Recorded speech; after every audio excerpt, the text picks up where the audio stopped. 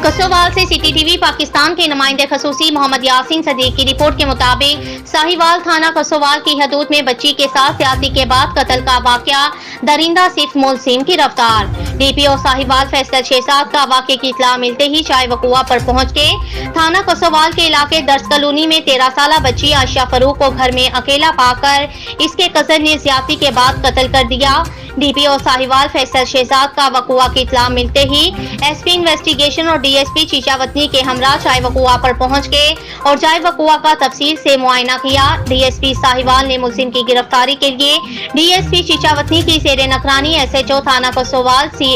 CIA team और IT पर मुश्तमिल स्पेशल टीम तश्कील दी, जिसको मुलजिम को गिरफ्तार करने के लिए 24 घंटे का वक्त दे दिया गया। मुलजिम को गिरफ्तार करने के लिए स्पेशल टीम ने जदीद टेक्नोलॉजी को इस्तेमाल करते हुए सिर्फ 4 घंटे के अंदर मुलजिम साजिद उर्फ शहजाद वल सईद कौम मुगल सकना सिकंदर टाउन कसोवाल को गिरफ्तार कर लिया, जिस पर आरपीओ साहिवाल महबूब रशीद और डीपीओ साहिवाल फैसल शहजाद ने पुलिस टीम की कारकर्दगी को सराहा और शाबाश दी।